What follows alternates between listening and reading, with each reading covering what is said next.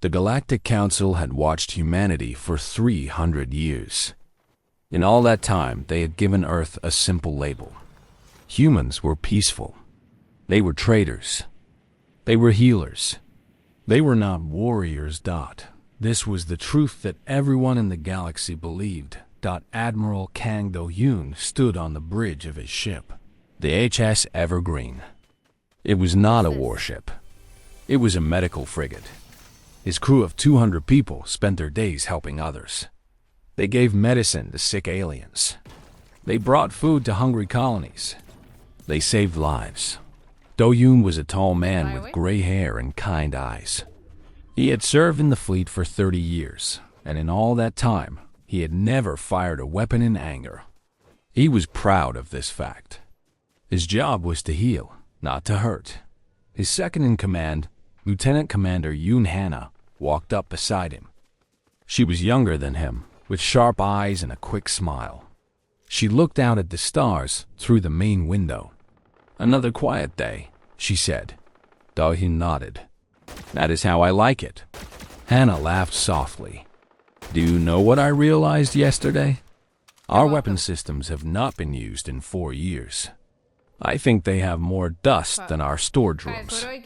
This was a joke, but it was also true. The Evergreen had weapons, but nobody used them. There was no need. Humanity had not fought a real war in over 100 years. Far across the galaxy, other species watched humans with different feelings. Some felt respect. Some felt friendship.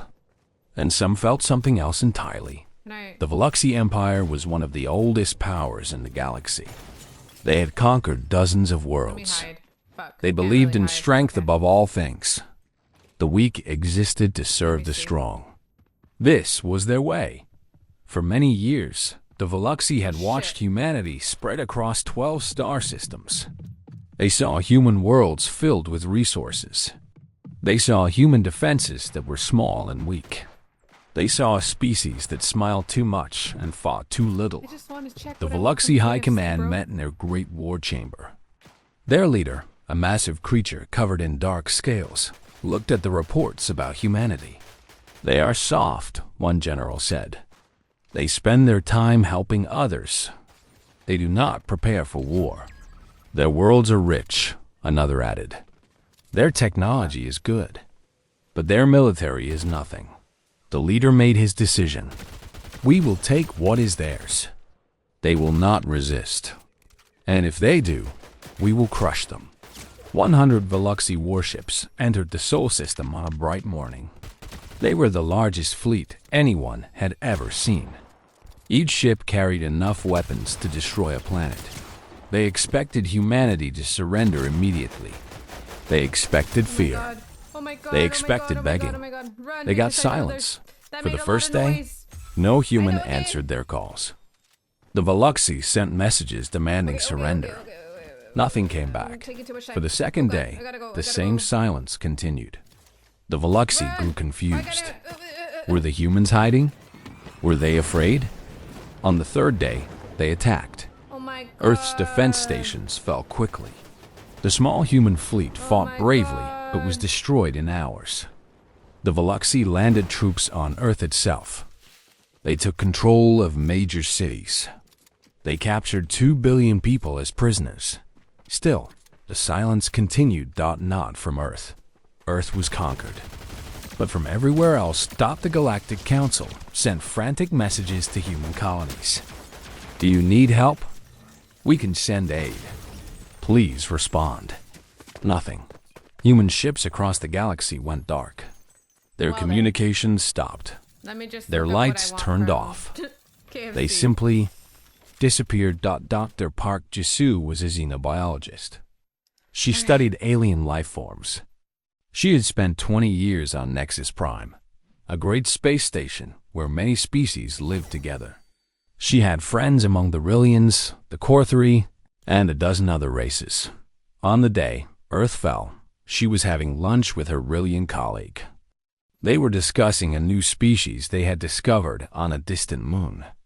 It was a normal day. Then her communicator made a sound it had never made before. a sound she did not recognize. She looked at the screen. There was a message. Just 5 words. We remember what we are. Jisoo read the message 3 times. Something inside her chest became very still. Very cold. Very focused. She stood up from the table. Aurelian friend looked at her with concern. Is something wrong? The alien asked. Jisoo did not answer immediately. She was thinking about something. Old memories. Old stories. Things her grandmother had told her when she was a child. Stories about how humans had survived on a dangerous world. Stories about what they had been before they became peaceful. I need to go, she said finally. Her voice was calm. I'm gonna get too calm. cheeseburger. She walked to her quarters. She did not run. She did not panic. She simply moved with a purpose she had not felt in many years. In her room, she opened a box she had not touched in decades. Inside was a field surgery kit, emergency medical supplies, and other things. Things she had hoped she would never need. Her brilliant friend had followed her. He stood in the doorway, watching her pack. What is happening? He asked. What does that message mean? Jisoo looked at him. Her friend would later describe this moment to the Galactic Council. He would say that her eyes had changed. The kind scientist he knew was still there, but something else was there too. Something old, something patient, something that had been sleeping for a very long time. It means, Jisoo said slowly, that you should tell your people to stay out of our way. Across the galaxy, similar scenes were happening. Humans who had lived peaceful lives for decades were receiving the same message. They were all reacting the same way. No panic, no fear, just a quiet, terrible focus. The Veluxi had studied human history before their invasion. They knew about human art. They knew about human science. They knew about human medicine. They thought they understood this species. They were wrong. They had studied the wrong chapters of the human story. They had read about peace and cooperation. They had not read about the older times, the harder times, the times when humans had hunted across endless plains, the times when they had tracked their prey for days without rest, the times when they had driven whole species to extinction. That part of humanity had never died. It had simply gone to sleep. Now it was waking up on the bridge of a ship called the Silent Wake. Captain Shin Tai-woo received his orders through a channel that had not been used in 200 years. His ship was officially listed as a deep survey vessel. It explored new regions of space-time that was a lie. Tai-woo looked at his crew. They were young. Most of them did not know the truth about their ship, about themselves. We have new orders, he said quietly. Our real orders. He told them everything. About the hidden protocols. About the training they would now receive. About what humanity was about to do. When he finished, none of them spoke. None of them questioned. They simply nodded and went to work, because somewhere deep inside, they had always known. Every human had always known. They were not just healers and traders and diplomats. They were also hunters. They had always been hunters. And the hunt was about to begin. The Veluxi Empire celebrated their victory. Their news broadcasts showed images of conquered Earth. Their leaders gave speeches about the weakness of humanity. They had won. It was easy. It was glorious. They did not notice the silence growing around them. Sergeant, First Class Beak Soyan, had lived on a Veluxi agricultural world for 4 years. Her official title was Cultural Liaison. She helped humans and Veluxi understand each other. She taught language classes. She organized community events. She smiled and laughed and made friends. All of this was true, but it was not the whole truth. Soyeon knew every supply route on the planet. She knew which roads carried food. She knew which buildings held weapons. She knew the names of every Veluxi guard and when they changed shifts. She knew the Well, I'm structural streaming, weaknesses so of every important building in the colonial capital. I want everyone to be able She to had have like a never good time used and this not knowledge. filter She had been their ordered to language. watch, learn, and wait. On the 8th day after Earth fell, her Right, communicator me? buzzed.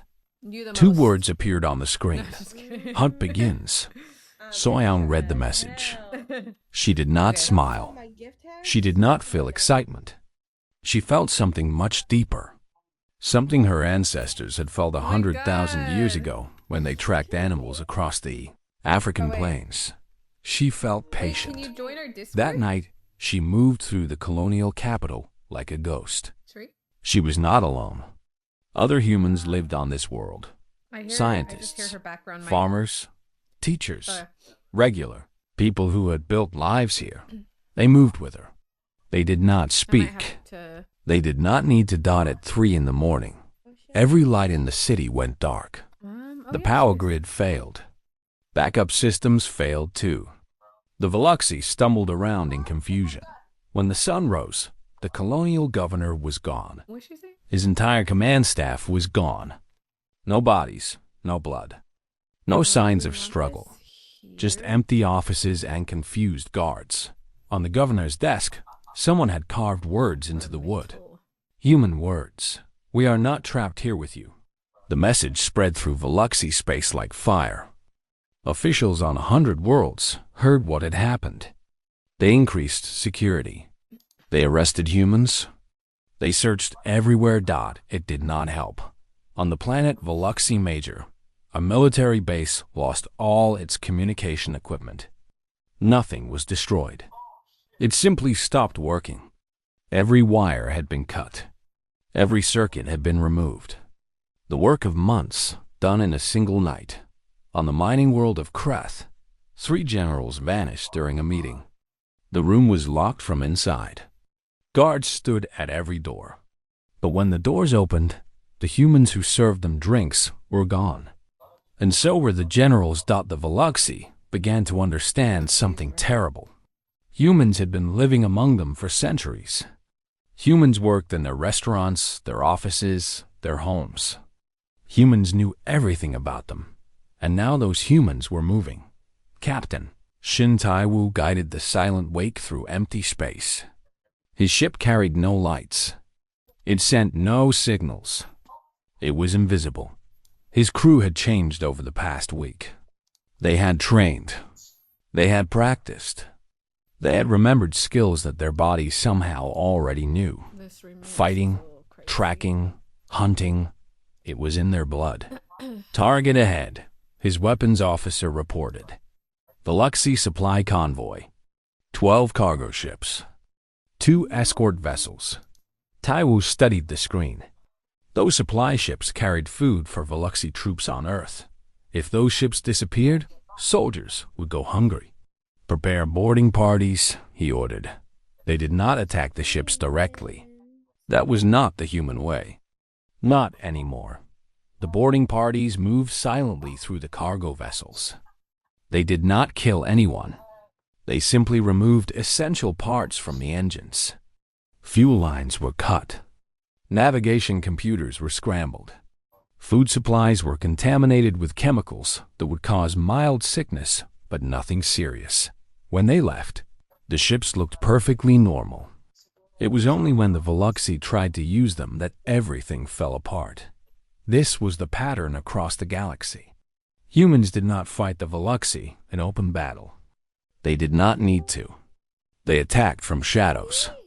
They destroyed without killing. They broke things that could not be fixed. Dr. Han Minji had been a trauma surgeon for 20 years. She had saved thousands of lives. Aliens from a dozen species owed their survival to her hands. Now she moved through Veluxi territory with a different purpose. Her medical bag still hung at her side. She still healed people, but she only healed people who gave her information. Word spread quickly.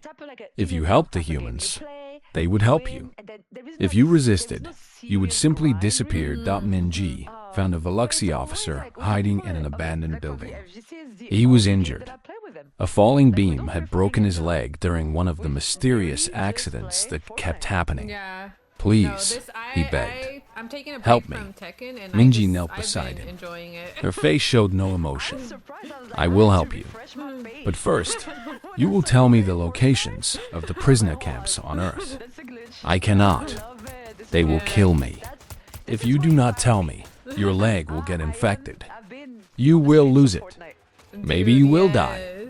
She paused. If you tell me, I will fix your leg. I will give you medicine. I will make sure you survive. The officer looked at her. He saw no anger in her eyes, no hatred, just cold, patient purpose. It was more frightening than any threat. He told her everything. Minji fixed his leg. She left him with food and medicine. She kept her promise. Humans always kept their promises. This was important. The Veluxi needed to understand the cooperation was safe. As she walked away, the officer called after her. What are you people? What kind of species does this? Minji stopped. She thought about the question. Then she turned back. We are hunters, she said simply. We have always been hunters. We tried to forget. We built a civilization that let us pretend we were something else. But we never stopped being what we are.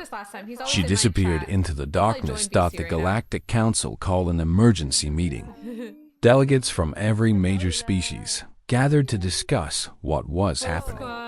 47 Veluxi officials have disappeared, the Rillian representative announced. Human involvement is confirmed in most cases. This is terrorism, a Veluxi delegate shouted. This is against all galactic laws. Ambassador Liuna attended the meeting via hologram. She sat calmly, her hands folded in her lap. We demand an explanation, the Rillian said to her. Your people are responsible for these disappearances. Ambassador Lee tilted her head slightly. Her expression did not change. The Veluxi invaded our homeworld. They killed our soldiers. They enslaved 2 billion of our citizens. What explanation do you require? This is not war. This is assassination. This is sabotage. This is hunting. Ambassador Lee finished. Yes, it is. The council chamber fell silent. We gave the galaxy 300 years of peace, she continued. We healed your sick. We fed your hungry. We asked only to be left alone. The Veluxi decided to attack us anyway. She leaned forward. Her eyes were hard. Our ancestors survived on a dangerous world. They did not have claws. They did not have thick skin. They did not have poison or speed. They had only their minds. They learned to track. They learned to wait. They learned to hunt prey until it collapsed from exhaustion. They drove species to extinction not through strength, but through patience. She stood up slowly. The Veluxi wanted to see what humans really are. Now they know. Now the entire galaxy knows. She turned to leave, then paused. Tell your people something. Tell them this is not our revenge. Revenge is hot and fast. This is something older, something colder. This is the hunt. It ends only when the prey surrenders or dies. Her hologram vanished. The council chamber remained silent for a long time. In the shadows of 100 worlds. Humans continued their work, patient, focused, unstoppable. The Veluxi had woken something that should have stayed. Asleep. Now the galaxy would see what that meant. 3 months had passed since the invasion of Earth. The Veluxi Empire was falling apart from the inside. Commander Oh Junho crawled through a ventilation shaft. His team of 12 followed behind him. They moved in complete silence. They had been doing this for 18 months, not 18 days. 18 months. Junho and his team had infiltrated this Veluxi dreadnought long before the war started. They had arrived as maintenance workers. They had fixed broken pipes and cleaned floors. They had smiled and bowed and acted like harmless servants. They had also memorized every corridor. every system, every weakness of the massive warship. Now they moved toward the reactor core. The ship hummed with power around them. Somewhere above, thousands of Veluxi crew members went about their duties. They had no idea that humans were crawling through their walls like ghosts. Junho reached the reactor room. He opened a small panel and studied the systems inside. His engineer, a woman named Kim Yuri, moved beside him. Emergency cooling systems, she whispered. 3 main connections. Junho nodded. They did not plant bombs. They did not destroy anything. They simply disconnected the cooling system from the reactor. It was a small change. Nobody would notice until it was too late. How long? He asked. 6 hours. Maybe 7. The reactor will overheat. They will have time to evacuate. This was important. Humans did not want to slaughter the Veluxi. They wanted the Veluxi to understand. They wanted fear, not bodies. Junho led his team back through the vents. They returned to their maintenance positions. They put on their work clothes. When the alarm started hours later, they evacuated with everyone else. The dreadnought was abandoned. Its reactor melted. A ship worth billions was lost without a single shot being fired. This was happening everywhere. Veluxi ships broke down for mysterious reasons. Supply chains collapsed. Communications failed. Officers made decisions based on false information that someone had slipped into their systems. The Veluxi High Command tried to fight back. They ordered the execution of all humans. But this only made things worse. Humans who had been living peacefully among aliens simply disappeared. They went underground. They became invisible. And from the shadows, they continued their work. General Choi Sang-woo watched the chaos from a hidden listening post. He was old. He had white hair and deep lines on his face. He had spent his entire career studying one thing: how humanity had survived when other species had failed. They are fracturing, his aide reported. Their government is losing control. Their military is confused. Their people are starting to question the war. Sang-woo nodded slowly. Good. Continue observation.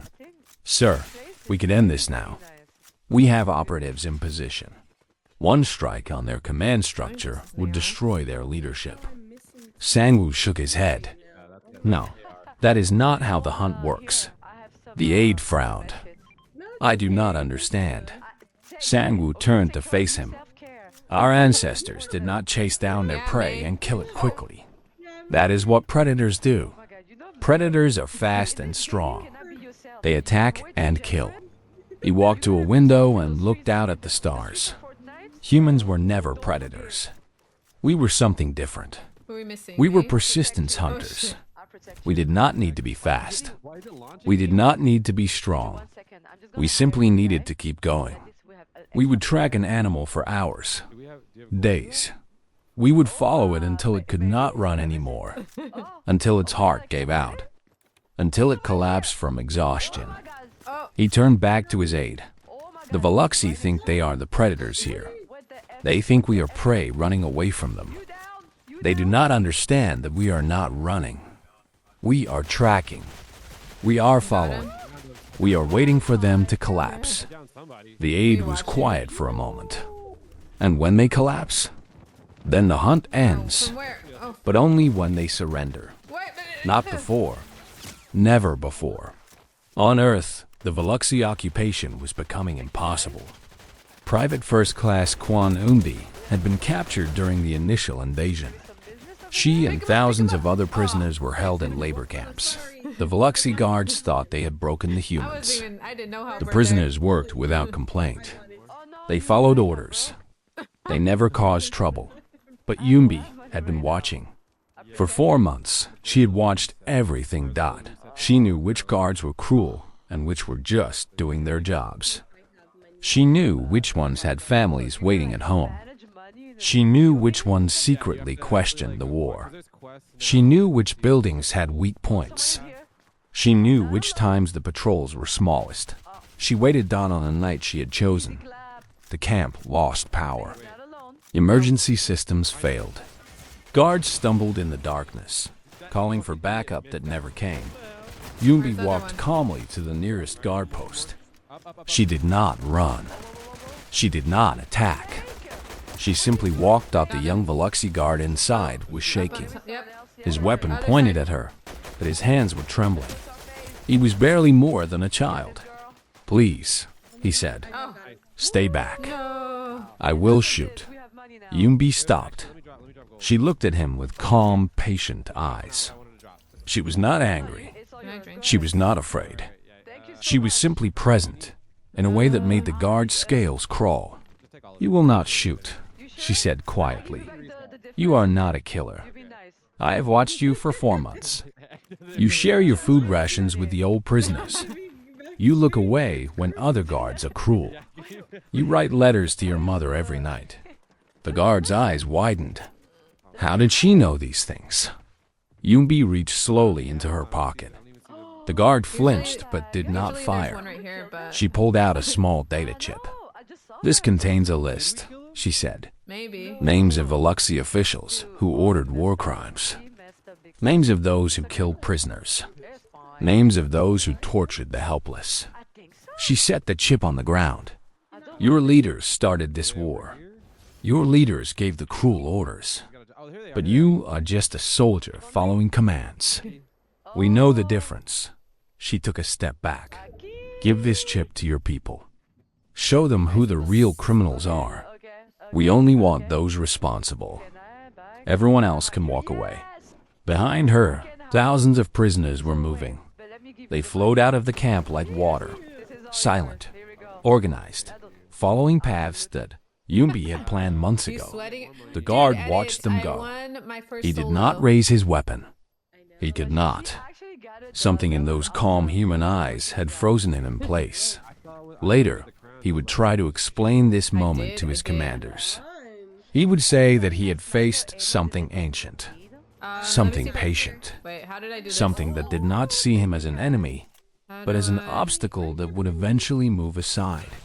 He had faced a hunter, a true hunter, and he had understood in that moment that the Veluxi had made a terrible mistake. Yumbi led her people into the night. They moved through enemy territory as if they were invisible. Other human groups were doing the same thing all over Earth. Prisoners were escaping. Guards were finding data chips on their desks. Information was spreading. Within a week, the contents of those data chips had leaked across all Veluxi networks. The population learned that their leaders had started a war they could not win. They learned that their officers had committed terrible acts. They learned that the humans were not trying to kill them all. The humans only wanted justice. This changed everything. Veluxi soldiers began to question their orders. Veluxi citizens began to protest the war. The empire that had seemed so strong was cracking from within. General Sangwoo watched the reports come in. His face showed no emotion. This was exactly what he had planned. How much longer? His aide asked. Sangwoo considered the question. Not long now. The prey is weakening. Soon it will fall. He closed his eyes. And then we can stop. Then we can go back to being what we chose to be. Healers, teachers, builders. The galaxy will forget what they saw. They will remember us as the gentle species we pretended to be. He opened his eyes again, but they will never completely forget. And that is the point. They will never attack us again, because they will always remember what happens when they wake the hunters. The night continued. The hunt continued.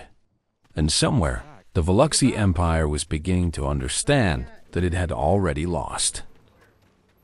The Veluxi Emperor stood before his people. His scales were dull. No, dude, just His eyes were tired. You can't be that bad. He had not slept well in months. "They are cowards," he shouted. His voice echoed through the great hall. "They refuse to face us in open battle. They hide in shadows like vermin. They are nothing. His words were broadcast across the empire. Let's rush it. Billions of Veluxi watched their leader rage against the invisible enemy, but the words felt hollow. Everyone could see the truth. Do it. Admiral Kandelyun sat in a dark cell on Veluxi Prime. His medical frigate had been captured in the first days of the war. His crew had been scattered across different prison camps. He had been kept alone, interrogated again and again. The Veluxi wanted to know how the humans were coordinating their attacks. They wanted to know where the hidden bases were. They wanted to understand how their empire was being destroyed without any battles being fought. Do-hyun told them nothing.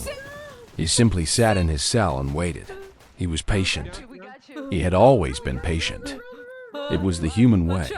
A guard came to his cell one morning. The guard was young, with nervous eyes. Do-hyun had seen many guards over the past 5 months. He remembered each one. He noticed how their attitudes changed over time. In the beginning, they had been proud, confident. They had conquered Earth. They had captured billions of humans. They had won. Now, they were scared. The Emperor gave a speech today, the guard said. He did not look at Do-hyun. He said, "You are cowards." Do-hyun said nothing. Is it true? Are you cowards? Do-hyun considered the question. What do you think? The guard was silent for a long moment. Then he spoke quietly. My brother was on the dreadnought that lost its reactor. He evacuated in time. But he said, the guard paused. He said the humans who worked on that ship had been there for almost 2 years. They could have killed everyone. They chose not to. Yes, Do-hyun said. We chose not to.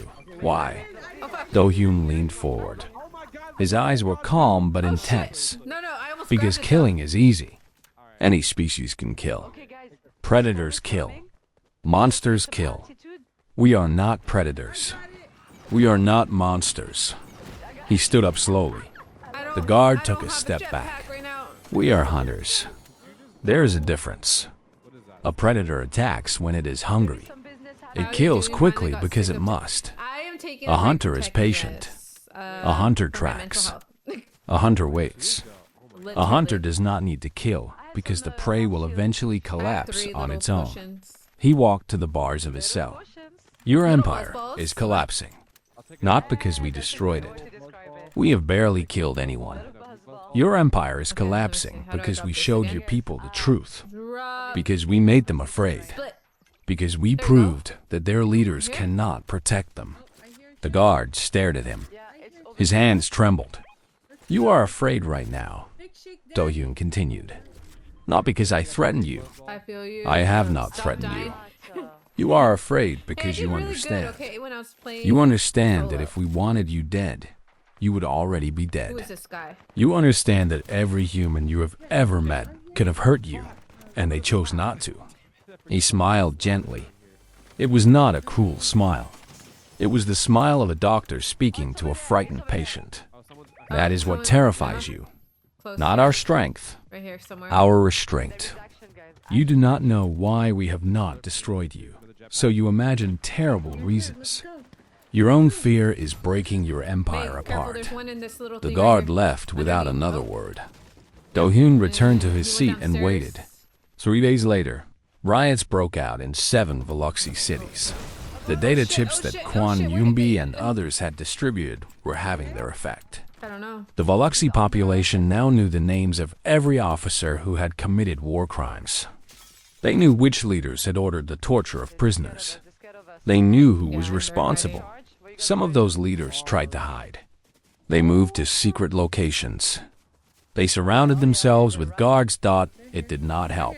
Lieutenant Commander Yoon Hana led a small team through the service tunnels beneath a Veluxi government building. They had been inside the planet for 3 weeks, waiting for this moment. Target is on the 43rd floor, her scout reported. 12 guards. Reinforced doors. No windows. Hannah nodded. The ventilation system? Accessible, Oh shit. but Gotta tight. go, storm. Only one person at a time. I will go. She crawled through metal ducts for 2 hours. Her body ached. Her muscles screamed. But she did not stop. She could not stop. This was what humans did. They kept going when other species would have quit. She reached the target room just after midnight. The Veluxi general inside was sleeping in his chair. His guards stood outside the door. Oblivious, Hana dropped silently from the ceiling vent. She landed without a sound. The general did not wake. She could have killed him easily. One quick movement. It would have been justice for the thousands of prisoners he had ordered tortured. She did not kill him. Instead, she placed a small device on his desk. A recording. When he woke, he would hear a message. The message would explain that humanity knew where he was. That humanity could reach him at any time.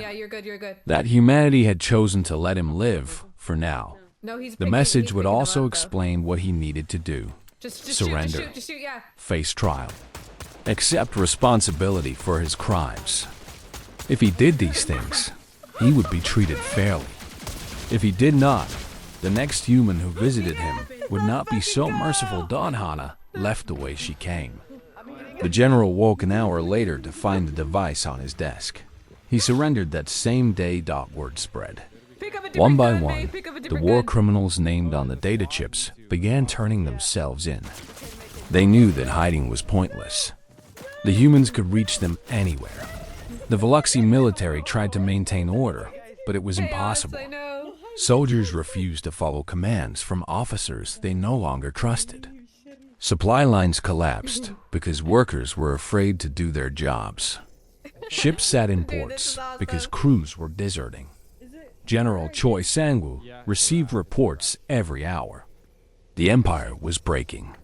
"Sir," his aide said, "their admirals have arrested the emperor. They are forming a new government. They want to negotiate." Sang-woo nodded slowly. He had been waiting for this moment.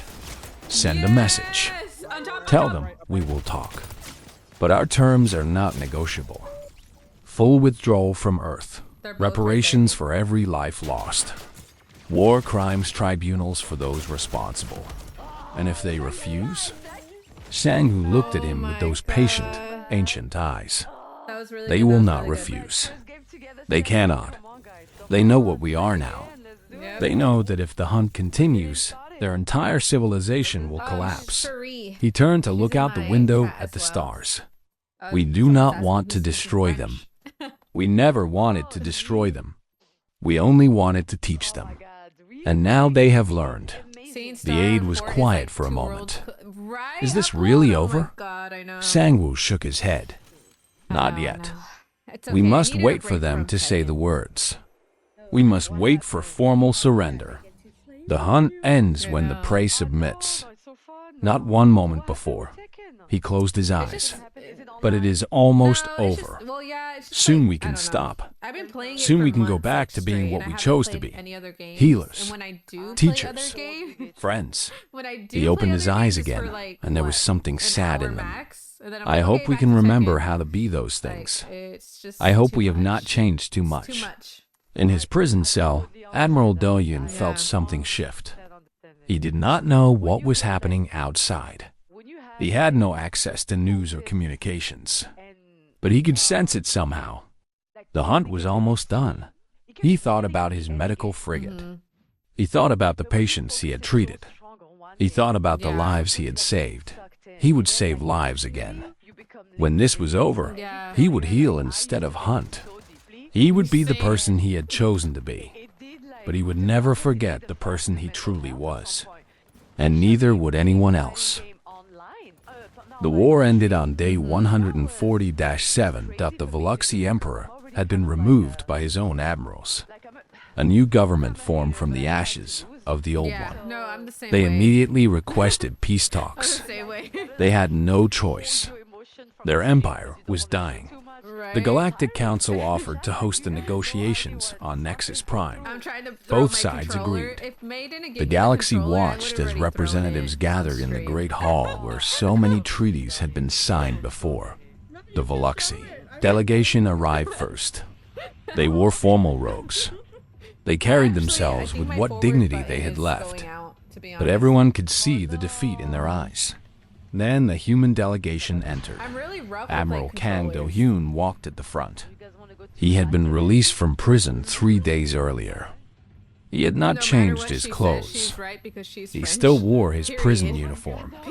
The fabric was stained with dirt from the labor camp, where he had organized resistance for 5 months. The Veluxy delegation stared at him. They had expected generals in clean uniforms. They had expected politicians with polished speeches. Instead, they saw a tired man in dirty clothes who walked like he owned the galaxy. Do-hyun sat down across from the Veluxy. He did not speak immediately. He simply looked at them. His eyes were calm and patient, the eyes of a hunter who had finally caught his prey. "You enslaved our homeworld," he said finally. His voice was quiet. "You took our families. You killed our soldiers. You tortured our prisoners." He leaned forward. "You thought we were prey." The Veluxy representative tried to speak. "Admiral, we deeply regret. I am not finished." The representative fell silent. "We are not prey. We have never been prey.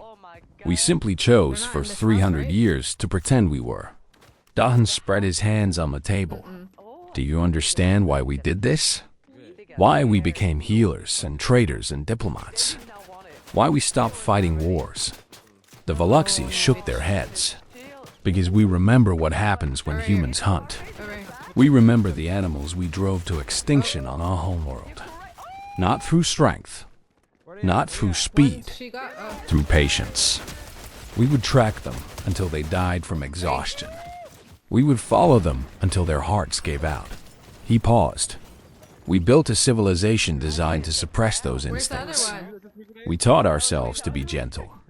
We taught ourselves to heal instead of hurt. And for 300 years, it worked. The galaxy saw us as peaceful creatures. Nobody was afraid of us." His eyes hardened. "Then you attacked our home. You woke the thing we had tried so hard to put to sleep. And now the galaxy has seen what we really are." The room was completely silent. "These are our terms," Do-hyun continued. "Complete withdrawal from the Sol system within 30 days. Reparations for every human life lost during the war and occupation. War crimes tribunals for every officer who ordered or committed atrocities against prisoners." He slid a datapad across the table. "The names are already on this list. We know who they are. We have always known." The Veluxy representative picked up the datapad with shaking hands. He read through the names. His face grew pale. "These terms are not negotiable," Do-hyun said. "Accept them and the hunt ends. Refuse them and we continue. It is your choice." "We accept," the representative said immediately. He did not even consult with his colleagues. There was nothing to discuss. The treaty was signed within an hour. 6 months later, Lieutenant Commander Yoon Hana stood on the bridge of the rebuilt HS Evergreen. Through the main window, she could see Earth slowly rotating below. The scars of the occupation were still visible from orbit. Burned cities, destroyed infrastructure, wounds that would take decades to heal. But healing had begun. Ships from a dozen species were descending to the planet. Aliens who had once watched humans from a distance were now volunteering to help rebuild. The galaxy was showing something that surprised many humans: gratitude and respect. "Message from Command," a communication officer reported. "The Galactic Council has officially updated our species classification." Hannah turned. "What does it say?" The officer read from her display. "Humanity is now listed as Tier 1 Apex Adaptive." She paused. "There is also a note. Read it. Do not provoke.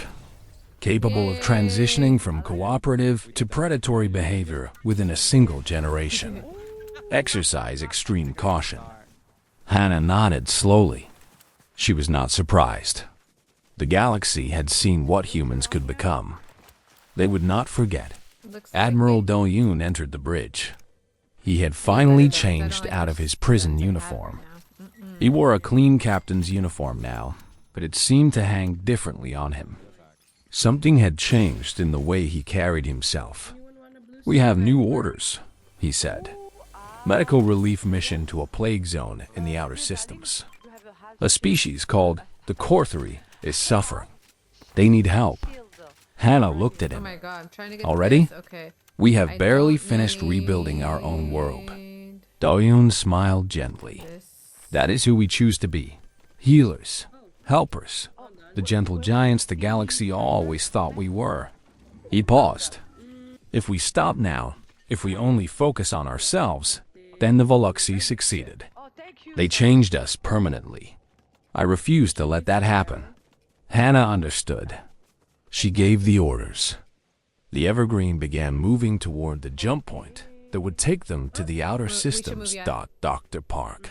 Jisoo was back on Nexus Prime. She had returned to her laboratory. She was teaching again. Young aliens from many species came to learn from her. But things were different now. Her Rillian colleagues no longer looked at her the same way. There was respect in their eyes, but also something else. Caution. They had seen behind the mask. They knew what slept beneath the surface of every human smile. Jisoo did not mind. She understood Dog one day. A young Rillian student approached her after class. The student had clearly been building courage for some time. "Dr. Park," the student said nervously, "may I ask you something personal?" Jisoo nodded. "Of course. Okay, I'm kind of far During off the back. war, you received a message. The message that started everything.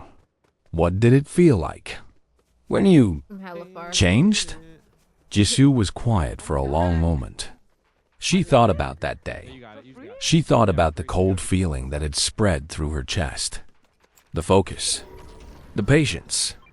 The ancient thing that had woken up inside her. "It felt," she said slowly, "like remembering. Like I had been dreaming for a very long time, and suddenly I was awake." What's The this? student shivered. "But here's what I want you to understand," What's this little Jisoo cabbage? continued. A banana. Waking up was not pleasant. It was not exciting. It was sad, because I had worked very hard to become the person who was sleeping. The healer, the teacher, the gentle scientist who loved studying alien life. She put a hand on the student's Goes shoulder. there. "That person is who I choose to be. The hunter inside me is who I am. Both are true. Is it underneath, Humans like, carry downstairs? both inside It went us, away. always. We simply decide, every day, which one to be." Oh, yeah. "How do you decide?" Jisoo smiled. "We look at the world around us. If the world is safe, if nobody is threatening us or the people we love, we choose to be gentle. We choose to heal and teach and build. But if the world becomes dangerous..." She paused. "Then we remember." The student nodded slowly. "I think I understand." "Good. Now, let us return to our work. I believe we were discussing the reproductive cycle of silicon-based organisms." The lesson continued. The galaxy continued. Life went on. In the archives of the Galactic Council, a single document was added to humanity's species file. It was written by an anonymous Veluxi survivor, someone who had witnessed the war from the inside. The document read, "They did not defeat us through violence. They defeated us by showing us what they chose not to become." The restraint was the most terrifying part. They could have burned our worlds. They could have slaughtered our people. They simply chose not to. Every human we encountered was a weapon that decided not to fire. Every smile hid teeth that never bit. We lost the war the moment we made them hunt us, because they reminded themselves what they were. And they reminded us that they had been choosing kindness all along. At the bottom of the document, in smaller text, I do was a not have final the energy for warning. this. Never make them choose again. Admiral Doyun read this document years later. He was old by then, retired from active service. He had spent his remaining years doing what he loved, healing people. He thought about the words for a long time. Then he closed the file and looked out the window at the stars. Somewhere out there, humans were trading and teaching and building. They were being the gentle species they had chosen to be, but they would never forget. And neither would anyone else. That was the true victory. Not conquest. Not destruction. Just a simple truth, now understood by every species in the galaxy. Humanity was kind because they wanted to be, not because they had to be. And that made all the difference.